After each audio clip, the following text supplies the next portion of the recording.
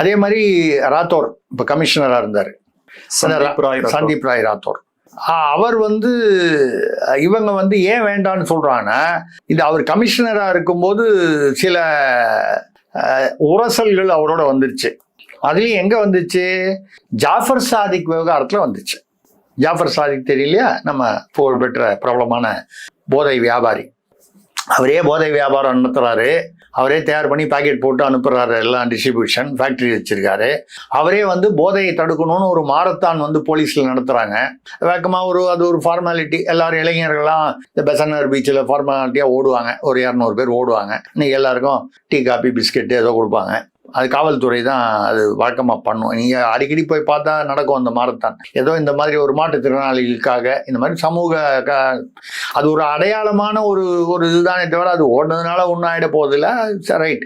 அந்த மாரத்தானை வந்து ஸ்பான்சர் பண்ணது இவர்.